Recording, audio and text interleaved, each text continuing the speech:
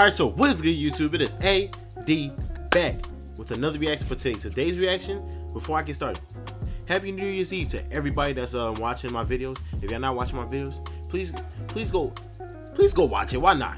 Come on, show love, subscribe, all that. But for me, I think my gift to y'all before the end is over, the year is over, I might as well do a pretty long video. You can say long, but like, yeah, pause by chance, yeah, but like, best games of 2022. So throughout this whole year, from January to December, this video is going to showcase the best games of this year until next year come around, which is January the 1st, tomorrow. So without further ado, hopefully I enjoyed this video. Leave a like, comment, subscribe to the channel. Make sure you tune in, hit that bell to get notified of my videos, and also make sure you share with your friends, family, and whoever you love, because trust me, they're going to watch this. So without further ado, let's get it started. Hey, 2022 is wrapping up, so it's time to wrap up and talk about some video games. It's me, Jake, here to talk about the best games of 2022. These are the Game Ranks Video Crew's picks. In the past, we usually do like big, crazy award show types of things, but the last 2 years we've been keeping it low key. We might try to change things up next year, but for this year, we kind of like to keep it kind of like a simple recommendation list. We got together, we sat around the table and cobbled together some stuff we really like. Yeah. Low key is pretty good. Look, you ain't gotta do too much.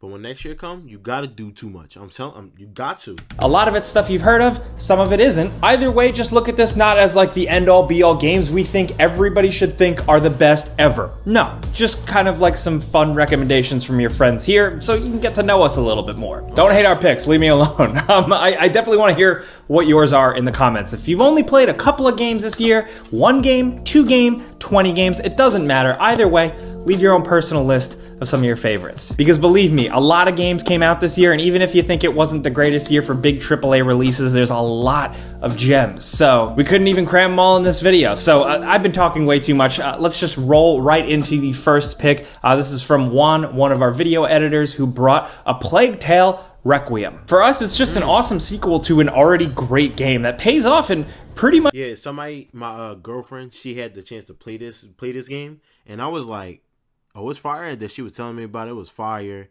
suspense, the puzzle solving, the ending. She ain't tell me the ending, because I'm like, wait, let me at least watch it from somebody else so I can see the beginning to the end, or me get the game for myself when I get the Xbox.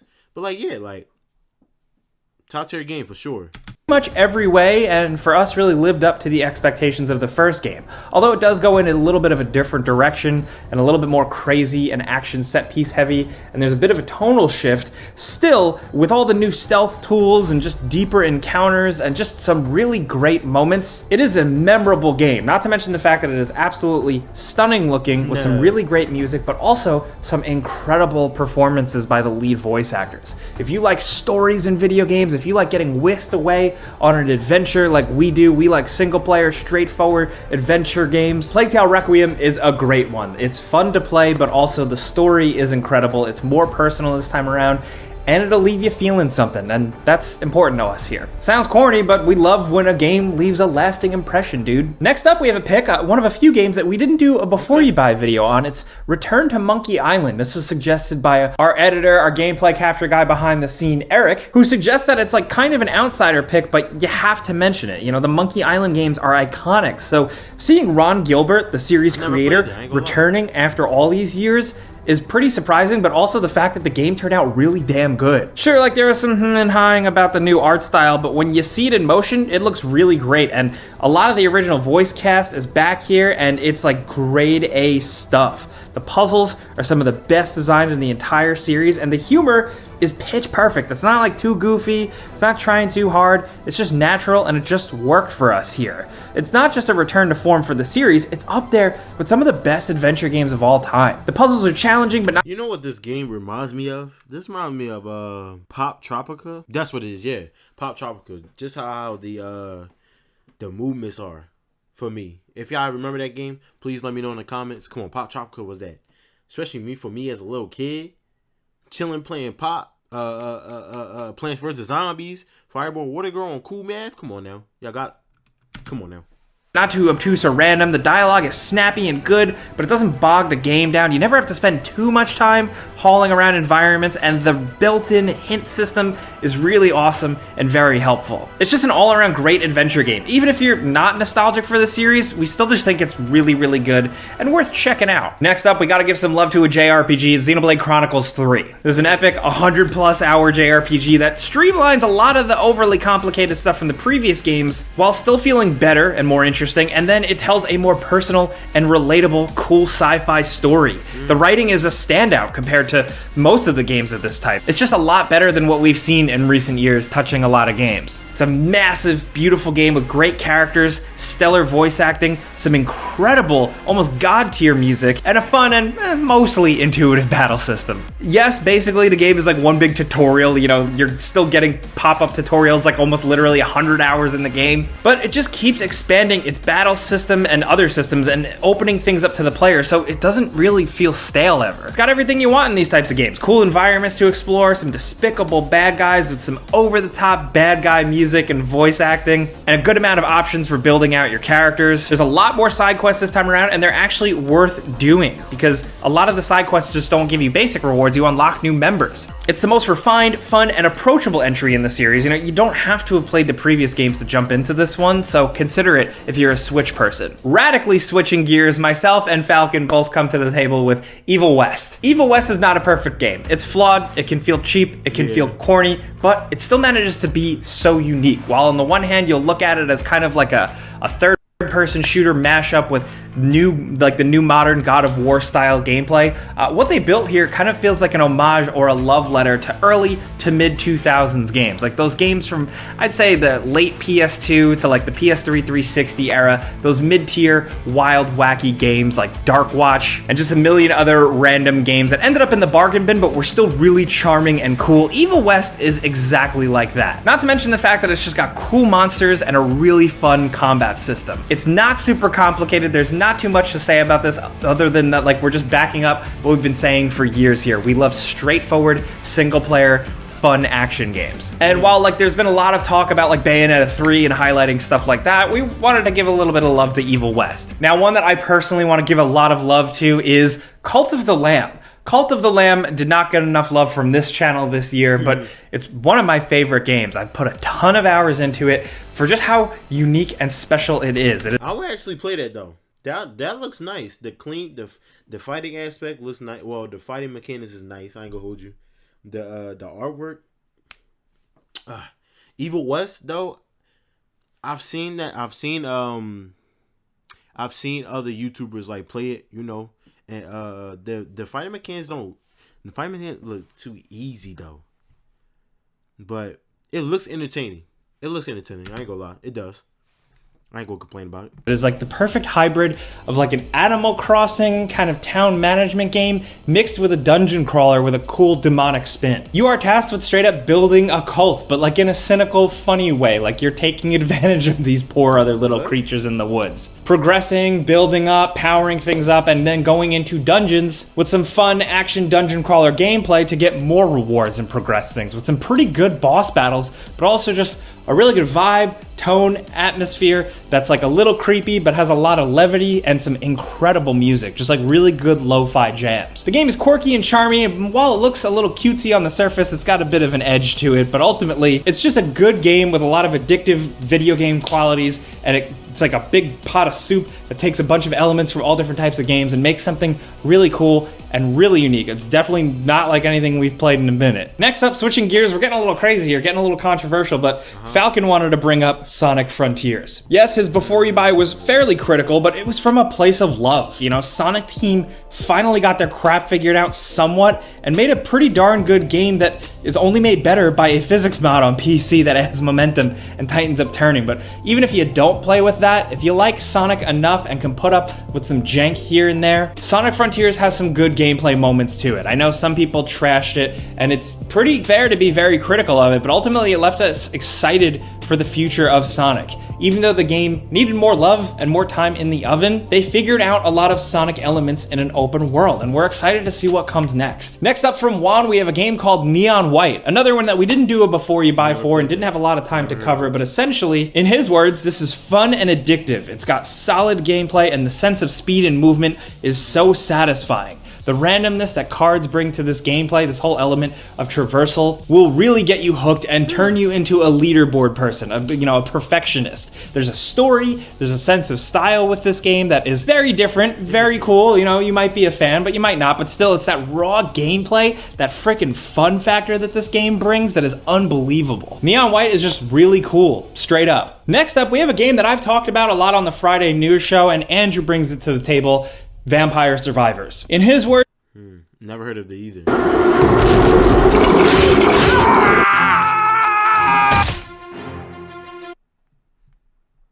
In his words, it's a game that shocked me twice. At first, I couldn't believe that people. This definitely looks like a PC game.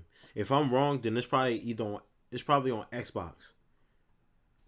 Xbox for sure, if I'm wrong on a PC. Were losing their minds over something where there's one controller input. But then I couldn't believe how good it was after I played and how I still play it often to this day. There's something that's such a blast about picking your vampire hunter and building them up to the point of taking on what seems like hundreds of enemies while firing off like 5 different weapons as straight up pandemonium is happening all around you. In this game, you're like the embodiment of chaos, and it gets so crazy that it'll make you dizzy. You drop in, you take out enemies, you collect currency, and you keep on leveling up as your hunter as enemy mobs get more crazy and more challenging, which you match by getting more and more powerful. And you do that for like a half an hour or so until death shows up and rocks your shit. Then you do it all over again, slowly unlocking different hunters and more weapons and abilities. This is a little bit of a subgenre, and people will always argue that like there's a better one or there's a different one, but Vampire Survivors has such charm to it, the way it is clearly like a love letter to games like Castlevania, but also just being like this little endorphin rush thing of an addictive game. It's really fun on Steam Deck. That's where Andrew and I both played it a ton,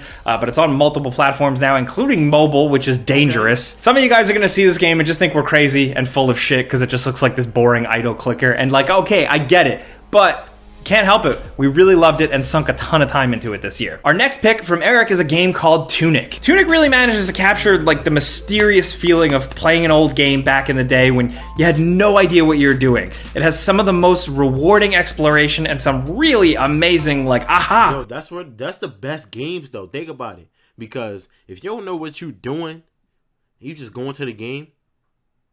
That's the fun. You learn as you go. So that's why I miss those type of games though. I ain't gonna moments where things finally click and you realize you could do something that didn't seem possible just moments ago. It's a really fascinating combination of a Legend of Zelda type thing with something more mysterious and weird like Fez. It's never too tricky, but it makes you feel like a genius for figuring things out. That can be really satisfying. This is honestly a game where it's best to go in as blind as possible and discover things for yourself. It's not just the Zelda Fox game. It's so much more than that. Next up, another small indie title. This is from Juan. It's called Norco. In Juan's opinion, it's one of the most underrated indie games of the year. It's a point-and-click adventure game with, yes, a lot of reading, but it's in this surrealist Louisiana. It's a location and a vibe and a tone and atmosphere you would not really experience in a game like this typically, and it is absolutely dripping with it. It is a very cool story, and it'll probably sink its teeth into you if you give it a try. I do believe it has a demo on Steam, so maybe consider that. It's been a hell of a year for point-and-click adventures between Norco and one of my personal favorites, Pentiment from Obsidian. There's just Alright, I'm back. Let's get back to it. just a lot for players who like clicking on things, picking things, and reading good stories. Is it Fortnite? No. Is it cool? Yes. Alright, time for one of the best Christmas sweaters. Am I tripping? How many times did he switch his how many times did he just switch his sweater or his long sleeves? I didn't even pay attention to what he was wearing. How many times did he switch it? Was it only twice? The one I just saw in this one? Or was it more times? Hold up. Okay. That's 1, 2, 3. So he switched his shit 4 times? I wasn't even paying attention. Yo, he switched into 4 sweaters. No, he switched to 3 sweaters and this tight ass long sleeve. Yo, I wasn't even paying attention. And one of the best games of the year, one of my personal favorites, Right. and also Andrew's choice here, Sifu. Sifu is super tight, and honestly, that will be enough. Oh my god. Yo, I can't I just got back on Sifu and I made it to where I, fight the final boss. I cannot beat that nigga. I'm so like, I had to calm down and back away from Sifu for a minute. But for surely next year, in like January, I'm gonna get back to it because I'm trying to, I gotta whoop his ass. The final boss, I gotta whoop his ass because he gonna kill my dad.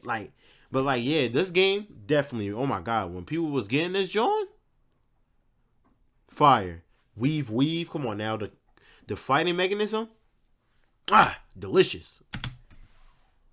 To sum up how we feel about this game, but we can't just give you 4 words. Wow. I mean, why is it super tight? Well, it's essentially a kung fu movie meets that hallway fight scene in season 1 of Daredevil, with like the vibe and tone of. I couldn't even get past her, and once I got to the old lady, I was like, oh, she easy. Got right with her. John Wick. It's kind of the holy trinity or the big 3 or whatever. The developers slow clap here really nailed the combat mechanics. They took what they learned from Absolver, put it in a cool different structure and refined some things and made a game that really pushes you, really challenges you to learn the hell out of it, but it is so rewarding because every moment, every level, every encounter is so memorable. Exactly. The sense of style is wild, and the progression that you've probably heard about where every time you die you age is just really unique. The way it's set up, it really makes for one of those games where it's like, just one more run. Come on, just one more time. Exactly. And that makes it all the more impressive considering like they just figured out how to make combat and beating people's ass in a room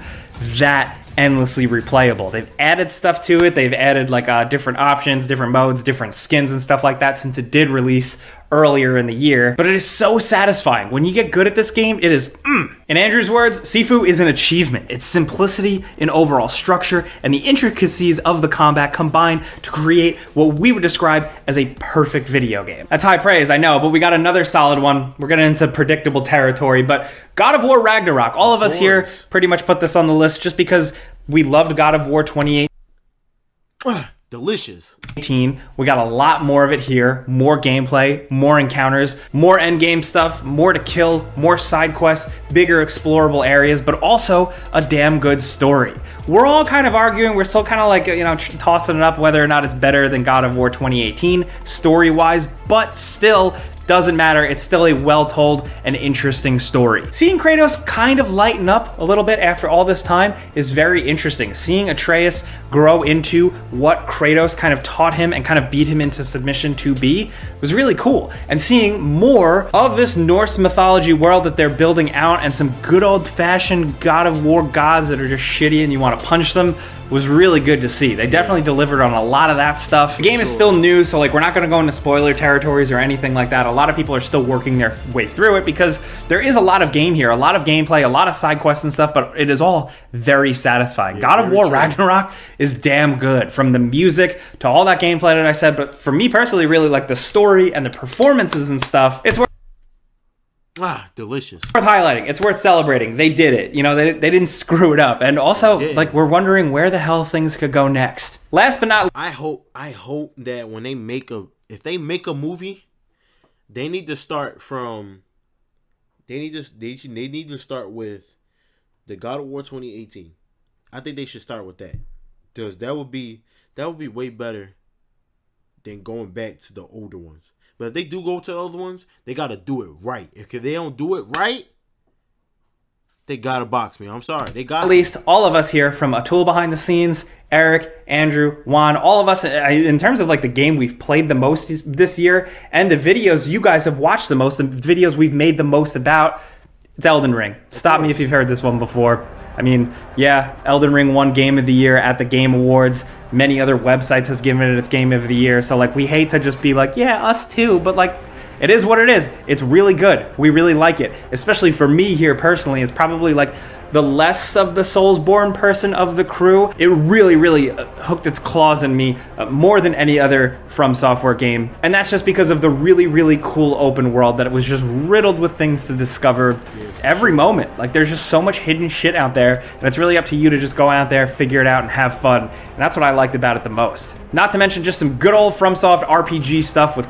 unique character builds and a lot of flexibility and variety there, and some of the best boss battles and also bosses with cool lore behind them that we've seen in a From game in a while. For many people and many of us here, like, this is that type of game. This is like what many video games are supposed to be, the ones that really push you, that challenge you, that like mold you into a different type of player. I like how the sweaties can get with this, but for me it was all about the vibes. I just thought it was cool, mysterious, challenging, and fun. And I mean, frankly, at this point, I don't know what else we could say about Elden Ring. We've talked about it to death.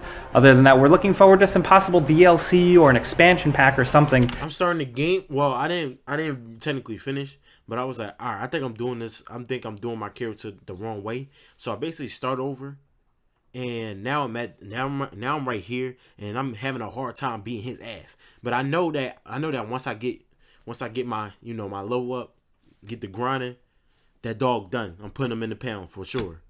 He done. At some point. But that's a pretty straightforward year, dude. That's 2022. So I want to know what you guys think in the comments in terms of what you are playing. Like I said, consider these just recommendations, some stuff we really loved this year. So recommend some stuff back to us. We haven't played everything here, so we'd love to know what you've been into, because it was a stacked year. I mean, there's so many things that we didn't include on this list that we also enjoyed. I'm like actually stressing out right now, freaking out about it. But like Teenage Mutant Ninja Turtles or Dying Light. I could keep going, but whatever. Let me know your list down in the comments. And most importantly, I think before like, subscribe, blah, blah, blah, I think it's important to say thank you for a great year. Thank you guys for watching us, whether you've been around for years and years from the beginning to just recently. Gotcha, my boy. Thank you for showing up. Thank you for watching. We hope that we help, whether just to have something to watch in the background or listen to, or genuinely informing your video game knowledge, your purchasing decisions, anything like that. Thank you. It's cheesy, but like, you watching helps us like feed our families and like live our lives. So thank you. Anyway, if you celebrate the holidays, happy holidays. If you don't, have a great day. Everybody just be safe out there. Have fun. I'm Jake Baldino. Catch me on the Friday show. Catch me on the Before You Buy videos and anywhere else. Thank you guys so much for watching. See you next time. Pizza's on me. And Happy New Year. No problem, my boy. Well, like he just said, Happy New Year's to all. If y'all watching this video late and y'all watching this tomorrow when January 1st hit, Happy New Year's to y'all. If y'all not and y'all watching it now, well, when it upload, Happy New Year's Eve. Hopefully I have a good holiday. Those were the best games of 2022 by GamerX. His picks, in the comments on my channel. Make sure y'all tell me in the comments what's the best games of this year? Well, 2022. What was the best games of this year? Let me know in the comments y'all personal opinion, and go to his comments as well. And do what he said. Go in your comments. Give me the list. Give him the list. Why not? Give me the list on my channel too. Go ahead, subscribe, likes, hit that bell, all that.